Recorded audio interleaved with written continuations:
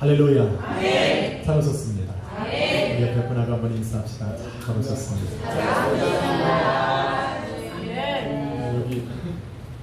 여기 앉아있던 저기 예쁜 아가씨 어디 있어?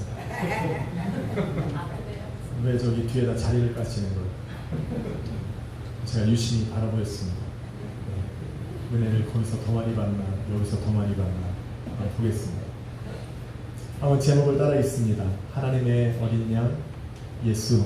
하나님의 어린 양 예수. 저는 요한복음으로 말씀을 준비하면서 하나 깨달은 것은 예수밖에 없다는 겁니다. 아멘. 예수가 인생의 문제고 문제의 해답이고 예수 그리스도를 통해서 인생이 열려지는 것을 말씀을 통해 바라보고 있습니다. 아멘. 잠잠하던 유대의 광야로부터 영혼을 깨우는 외침이 들려지기 시작했습니다. 저와 여러분이 읽은 본문 29절에 보니 수많은 사람들 중에서 예수님께서 자기에게 나아오심을 바라본 세례 요한이 예수님을 향하여 선포하기를 보라, 세상 죄를 지고 가는 하나님의 어린 양이라고 선포했습니다. 세례 요한의 이 외침은 오랜 시간 동안 메시아를 기다리던 이스라엘 사람들에게 또 유대 민족들에게 기쁨의 소식이었을 것입니다. 그래서 아마 세례 요한의 그 선포함과 외침을 듣고 수많은 사람들은 예수 그리스도를 영접하고 따랐어야만 합니다. 사람들은 몰라도 세례 요한을 따라다니며 예수 그리스도에 대해 말씀을 들었던 그의 제자들은 아마도 세례 요한의 말을 듣고 그 예수님을 향하여 아마 발걸음을 옮겼어야 될 것입니다. 그런데 이상하게도 세례 요한이 그렇게 외치는 소리를 들었음에도 불구하고 사람들의 반응은 심통치 않았습니다. 그 어떤 사람도 세례 요한의 선포함을 듣고 예수님을 따라 나서는 사람이 없었다라는 겁니다. 왜 그렇을까? 분명한 이유는 아닐 수 있습니다. 하지만 요한이 했던 그 말 속에 저는 그 이유를 찾아봅니다. 31절에 보니 예수님을 향하여 세상 죄를 지고 가는 하나님의 어린 양이라고 선포했던 세례 요한은 31절에 말하기를 나도 그를 알지 못하였으나 내가 와서 물로 세례를 베푸는 것은 그를 이스라엘에 나타내려 함이라고 말했습니다. 수많은 시간을 기다렸던 메시아였습니다. 그런데 하나님의 어린 양이라고 선포했던 세례 요한조차 확신할 수 없는 그 예수를, 그 말을 들었던 사람들이 자기들의 인생을 걸고 그 예수를 쫓아 나선 것은 무리가 있었다는 겁니다. 그래서 아무도 반응을 보이지 않은 겁니다. 이 시간에 제가 선포하는 이 말씀들이 제 안에서 확신이 일어나지 않는다면 아마 제가 던지는 이 모든 말들은 여러분의 마음을 울릴 수가 없습니다. 예수 그리스도가 하나님의 아들이시고 그분이 다시 오실 예수 그리스도시오 영원하신 하나님이시라는 그 믿음이 제 안에 없으면 저는 담대하게 예수님을 선포할 수 없습니다. 또한 아무리 가식적으로 그것을 선포한다 할지라도 여러분이 그것을 믿음으로 받을 수가 없습니다. 그렇게 이야기를 했던 세례 요한이 여러분이 읽은 36절에 다시 한번 그 이야기를 선포합니다. 36절에 보니 예수님께서 건의심을 바라본 세례 요한은 그 예수님을 향하여 다시 한번 이르기를 보라 하나님의 어린 양이라고 선포했습니다. 동일한 것 같아도 세례 요한이 36절에 선포하고 있는 이 말은 이전에 했던 그 선포와는 전혀 다른 것이었습니다. 29절의 외침은 예수님께서 세례 요한에게 침례를 받기 이전이었다면 36절에 예수님은 세례 요한에게 침례를 받고 난 후의 모습입니다. 여러분 요한복음 1장 32절로 32절을 바라보면 하나님께서 세례 요한을 이 땅에 보내시면서 그가 증거할 예수 그리스도에 대해서 증언한 말들을 기록하고 있습니다. 33절에 보니 하나님께서는 세례 요한에게 보내시며 말씀하시기를 성령이 내려서 누구 위에든지 머무는 것을 보면은 그가 바로 성령으로 세례를 줄 사람이라는 것을 너는 알라고 말씀하셨습니다. 그 말씀을 하셨을 때 예수님께서 세례 요한에게 나와 침례를 받으셨고 침례를 받고 나서 물 위에 올라오셨을 때 성령 하나님께서 비둘기와 같이 예수 그리스도의 머리 위에 임하심으로 바로 예수 그리스도가 하나님께서 준비하고 이 땅에 보내신 메시아요 하나님의 어린 양이라는 증거를 보이신 겁니다. 아멘. 할렐루야. 아멘. 그리고 나서 세례 요한은 그때야 비로소 성령 하나님께서 예수 그리스도의 머리 위에 임하심을 바라보고 난 후부터 예수님께서 하나님의 어린 양이라는 확신이 든 것입니다. 그리고 나서 36절에 다시 선포한 거예요. 보라 하나님의 어린 양이로다. 무엇이 다릅니까? 하나님께서 말씀하신 대로 성령께서 침례를 받고 우리에서 올라오신 예수 그리스도의 머리 위에 임하셨던 그 증거를 세례 요한의 눈으로 목도한 그 이후부터 세례 요한 마음에는 확신이 들었고 그의 마음에 확신에 찬 그 믿음은 바로 확신에 찬 선포를 하게 만든 겁니다. 아멘. 확신에 찬 세례 요한의 선포는 큰 능력을 발휘하기 시작했어요. 그래서 29절에서는 아무리 세례 요한이 입술을 열어서 크게 선포하기를 보라 세상 죄를 지고 가는 하나님의 어린 양이라고 선포했도 그 말을 들었던 수많은 사람들은 반응하지 않았지만 세례 요한의 심령 속에 확신이 난 믿음으로 선포했던 그 말을 듣고는 사람들은 변화되기 시작한 겁니다. 그래서 여러분 37절에 그의 옆에 있던 두 제자가 그 세례 요한의 선포함을 듣고 예수 그리스도를 따랐다라고 기록하고 있는 겁니다. 아멘. 할렐루야. 아멘. 저는 이 자리에 많은 시간을 예수 그리스도의 복음의 증인으로 살아왔던 분들을 알고 있습니다.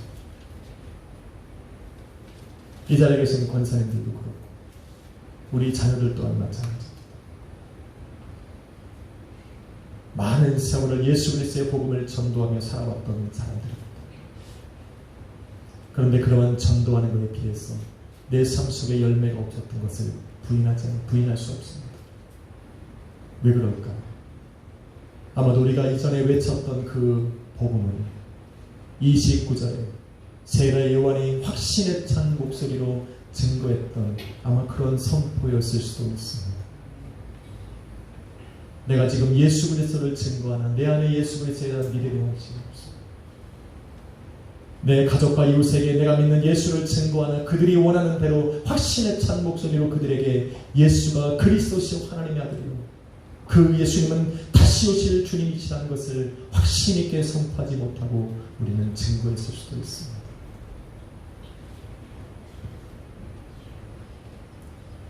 세례 요한은 30년이라는 긴 시간을 세상과 구별된 광야에서 낙타의 털옷을 입고 메뚜기와 석청을 먹으며 세상과 구별되게 살았습니다. 그렇게 세상과 구별되어서 신앙을 지키며 경건한 삶을 살아왔지만 그것이 그의 마음속에 예수가 하나님의 어린 양이라고 하는 확신을 주지는 못한 것 같습니다. 하나님께서 말씀하신 것을 성령 하나님께서 예수 그리스도의 머리 위에 임하심으로 말미암아 그의 눈으로 목독해 하신 그 이후부터 세례 요한은 확신을 가져. 그래서 예수를 만나야 되는 겁니다. 우리는 말씀과 조언. 그렇지 않고는 우리가 살아가는 이 모습 속에서 우리는 확실한 믿음으로 증거할 수가 없습니다. 우리에게 하나님의 말씀에 대한 확신이 없고 만약에 성령 하나님께서 오늘 이 시대에도 역사한다는 것을 경험하지 못하면 아마도 우리는 입술을 열어 예수 그리스도의 복음을 증거한다 할지라도 입술의 권세와 능력을 나타낼 수가 없을 겁니다.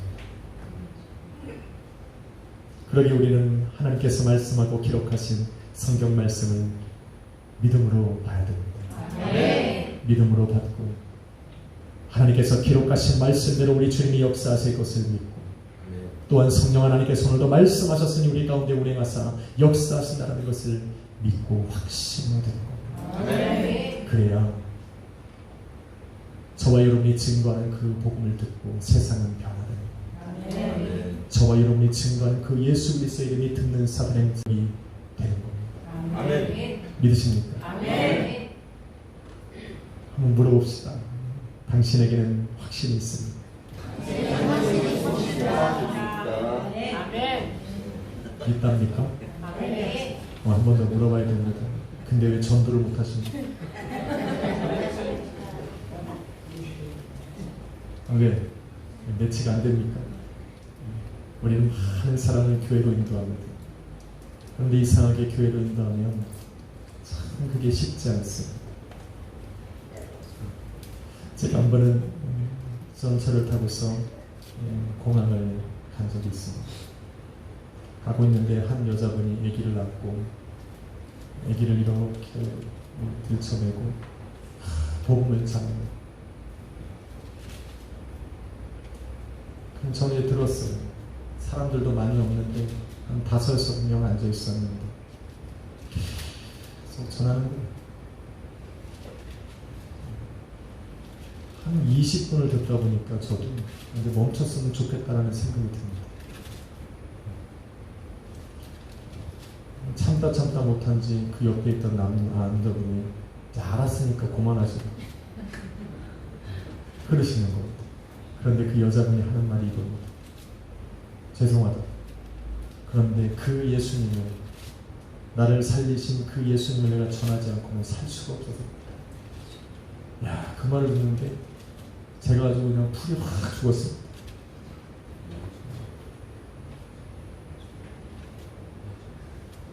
그분이 자신의 간증을 하면서 예수를 증거하는데, 야, 정말 예수님이 살아계신 것 같더라.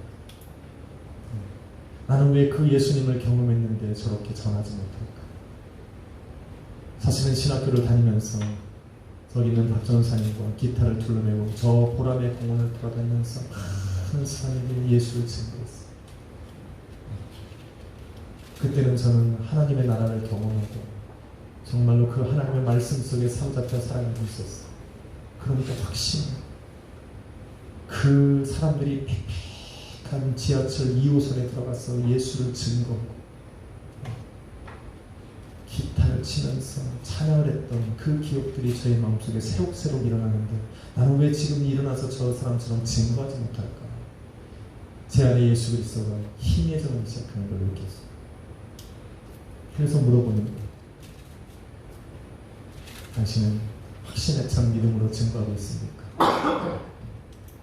누군가 내가 예수 그리스도를 증거한다고 말 한마디만 하면 기가 팍 죽어서 죄송하다고 그러고 돌아서지는 않았지.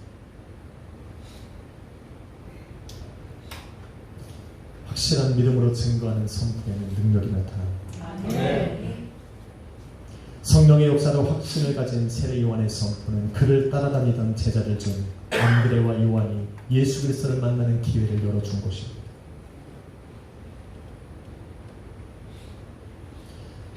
확신에 찬 믿음의 선포는 듣는 사람으로 하여금 확신에 찬 믿음을 갖게 합니다. 그 믿음을 가진 사람은 또 다른 사람들에게 자신이 믿은 예수 그리스도를 확실하게 증거함으로 말미암아 그들의 삶을 변화시키는 능력으로 나타나는 겁니다. 믿으십니까? 성경은 그걸 말합니다. 내가 믿음으로 확신을 갖지 못하면 아마도 세상에 울리는 꽹과리와 다를 바가 없을 겁니다. 안드레는 자기의 형제 시몬에게 달려가서 내가 예수 그리스도를 만났다라고 증거합니다. 또한 빌립이라고 하는 사람은 그 제자는 예수 그리스도를 만난 후에 자기 친구인 나다나엘에게 달려가서 내가 예수 그리스도를 만났다라고 전합니다. 아마 베드로와 이 안드레와 빌립은 자신의 눈으로 보고 귀로 듣고 삶으로 경험한 예수 그리스도를 증거하지 않고는 견딜 수가 없었습니다. 그래서 달려간 겁니다. 예수 그리스도를 만나는 확실한 믿음을 갖게 된 그들은 도대체 주저할 수가 없습니다. 그래서 자기와 가장 가까운 사람에게 찾아가서 내가 예수 그리스도를 만났다라고 증거한 겁니다. 그들이 그들에게 달려가서 첫 번째로 한 말은 이것입니다. 예수님이 어떤 분이고 말한 것이 아니라 너희도 와서 내가 바라본 그 예수 그리스도를 한번 와서 보라는 겁니다. 그들은 확신이 있었습니다. 너희도 예수 그리스도를 내가 본 것처럼 보고 그에게서 말씀을 듣고 그를 삶으로 경험하면 내가 지금 가진 확실한 믿음을 너희 또한 가질 수 있을 거라는 확실한 믿음을 가지게 된 겁니다. 그래서 와서 보라는 겁니다. 이런 말 저런 말 할 필요 없어요. 와서 보라는 겁니다. 그러면 너희도 나와 같은 확신을 가지고 오시고 예수 그리스도가 누구인지를 깨닫게 될 것이라고 지금 이야기하고 있는 거예요. 여러분 음악회에 부르셔야 돼요. 와서 보라. 우리 집사님들이 얼마나 많이 준비를 해요. 우리 자녀들이 얼마나 잘하나 와서 보라는 거예요. 제가 음악회에 초대를 했더니 잘해? 그러더라고요. 제가 한마디 했어요. 와서 봐. 그래서 옵니다. 그래서 우리 준비 잘해야 돼요. 창간에 영어 배웠지?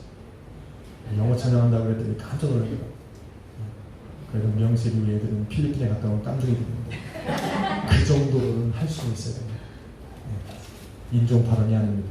괜히 또 이상한 말 생각으로 오해하셔서 듣지 마십시오. 이들의 전도는 확실히 찬 안드레와 빌립의 이 전도는 평범하던 사람들의 삶을 완전히 바꿔버렸습니다. 여러분 시몬 베드로는 갈릴리 바다에서 태어났습니다. 그래서 아버지를 따라서 친구와 함께 고기를 잡으며 평생 어부로 살아가다가 어부로 운명할 수 있는 그런 사람이었습니다. 그런데 그런 그에게 안드레가 찾아가서 확신에 찬 그 믿음으로 예수 그리스도를 증거했을 때 베드로의 인생이 바뀌었습니다.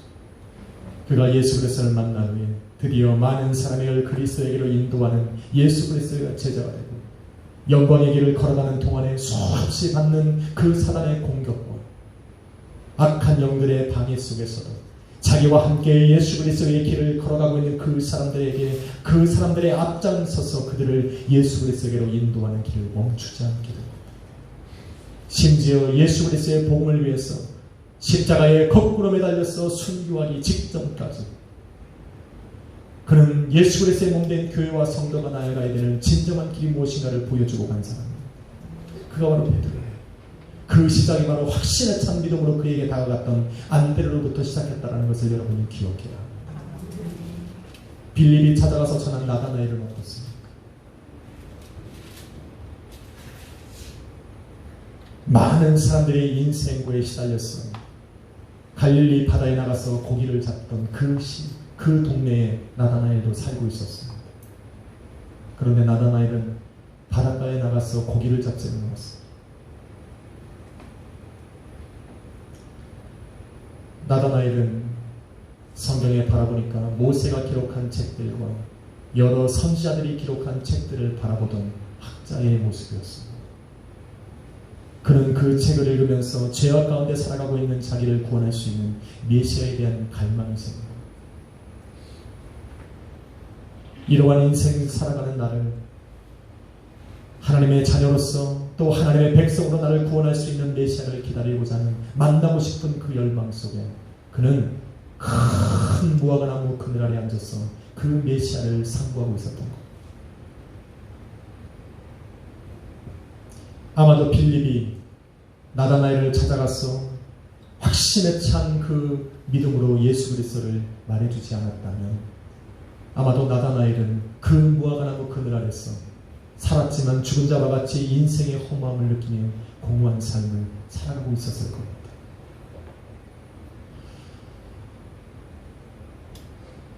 그러나 빌립이 전하는 그런 확신에 찬 전도는 나다나엘의 인생을 바꿔버린 겁니다.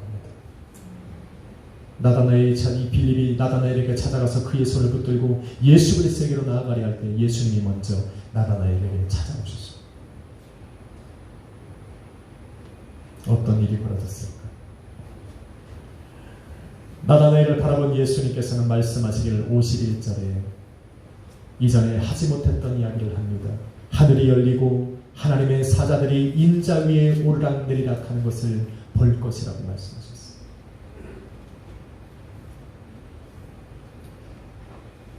여러분, 나다나엘은 누구를 섣불리 믿는 사람이 아닙니다. 특히나 메시아 되신 예수 그리스도가 자기가 메시아라고 외치는 수많은 이단들이 그때도 있었습니다. 심지어 자기가 이름도 예수고 예수님처럼 십자가에 못 박혀서 죽고 구약이 말하고 또 선지서들이 이야기하고 있는 그 메시아의 모습을 하고 세상을 살아가는 그런 이단들도 많았습니다. 수많은 사람들이 그들을 따라다녔어요. 그래서 나다나엘은 아무도 믿지 않았어요. 그래서 빌립이 그에게 찾아가서 내가 예수를 만났다라고, 내가 메시아를 만났고 하나님의 어린 양을 만났다라고 이야기할 때 나다나엘은 이렇게 말했습니다. 어떻게 나사렛에서 선한 것이 나올 수 있느냐라고 반문을 했어요. 안 믿었어요. 그런데 예수님께서 찾아가셨어요. 나다나엘에게 너는 하늘이 열리고 인자 위에 하나님의 사자들이 오르락내락하는 것을 볼 것이라고 이야기했을 때는 더 이상 반문하지 않았어요. 왜 그럴까? 여러분, 성경에 보면 나다나엘은 45절 말씀에 모세가 율법에 기록하고 또 여러 선지자가 기록한 그 사람을 기다리고 있었습니다. 아마도 나다나엘이 읽었던 모세의 글 속에는 창세기 28장의 내용도 들어있었을 겁니다. 창세기 28장은 어떤 내용이 있냐면 야곱이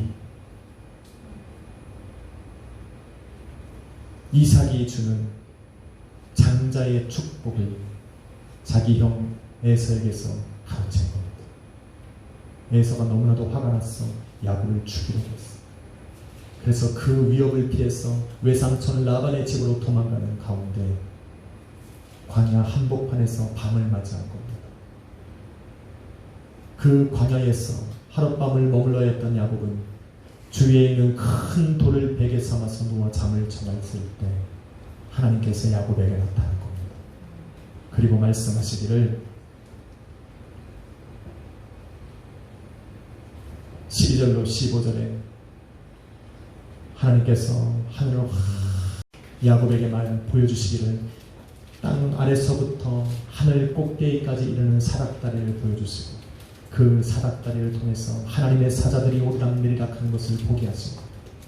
그리고 하나님께서 그 하늘에서 말씀하시기를 나는 너의 조부 아브라함의 하나님이요 너희 아버지 이삭의 하나님이니 너가 머물고 있는 그 땅을 내가 너에게 너와 내 자손에게 주리라고 말씀하십니다. 놀라운 역사. 너의 자손이 번창하고 번창해서 너희가 서쪽에서부터 동서남북으로 흩어져서 살아갈 것이고 열방은 바로 너와 내 자손을 통해서 복을 받을 것이라고 축복해 주셨습니다.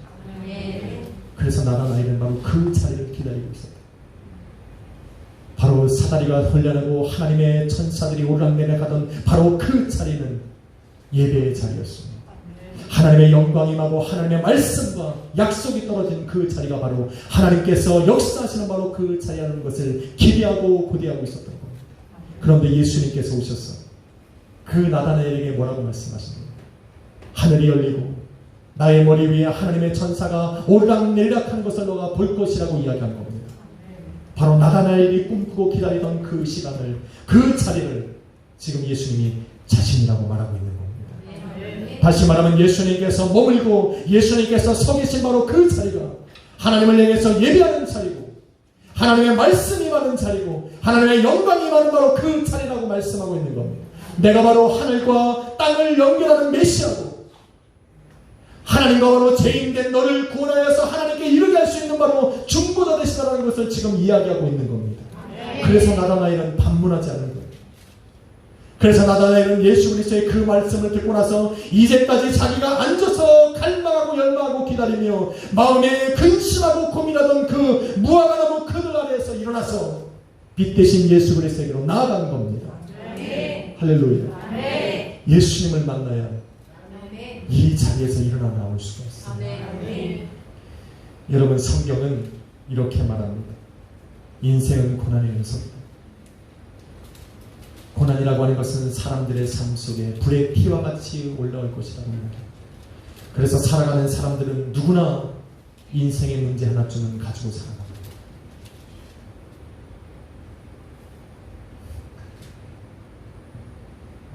우리 교회는 평안한 분들이 많았습니다.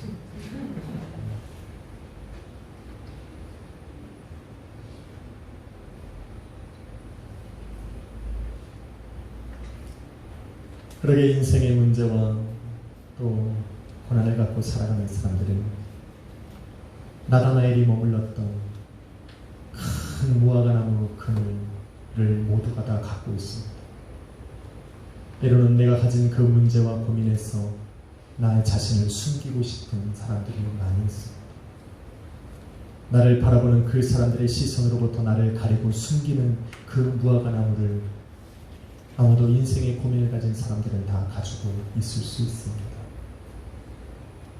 아마도 그 나무는 너무나도 크고 무성해서 세상으로부터 그 사람을 숨기기에 넉넉한 공간일 겁니다. 그런데 중요한 것은 세상으로부터 그 사람을 숨기는 그 무화과 나무 그늘과 같은 장소는 빛이 들어올 수 없기에 문제를 해결하는 답도 찾을 수가 없는 곳입니다. 어떤 사람에게는 열심히 일하는 것이 그 사람에게 무화과 나무가 될 수도 있습니다. 어떤 사람에게는 먹는 것이 됩니다. 어떤 사람은 공부가 되기도 하고, 어떤 사람은 운동을 열심히 해서 그 고난과 고통에서 벗어나고자 합니다. 때로 어떤 사람은 술과 향락을 즐기기도 하고, 때로 어떤 사람은 침묵과 한숨으로 무화과 나무의 그늘 삼아 그곳에 숨어서 자기를 가리며 살아갈 수도 있습니다. 그런데 그들이 그렇게 숨었던 그 모든 것들이 그들의 인생이 겪고 있는 문제와 고난에 해답을 줄 수는 없습니다. 인생의 문제의 해답은 바로 하나님의 어린 양 되신 예수 그리스도 안에 있기 때문에 그렇습니다. 아멘. 그래서 문제가 있으면 바로 빛 대신 예수 그리스도 앞으로 나와야 합니다. 비록 나의 모습이 수치스럽고, 비록 나의 모습이 세상 사람들에게 조롱을 받는 모습이어도 우리는 빛 대신 그 예수 그리스도 앞으로 나를 내어보내야 됩니다. 아멘. 그런데 참 쉽지가 않아요.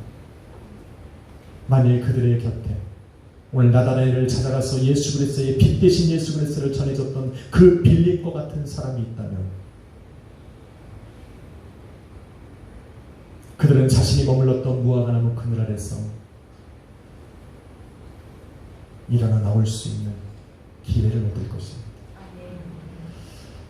그리고 빛 대신 예수 그리스도 안에서 인생의 문제와 고민의 해답을 찾게 될 겁니다. 여러분은 어떻습니까?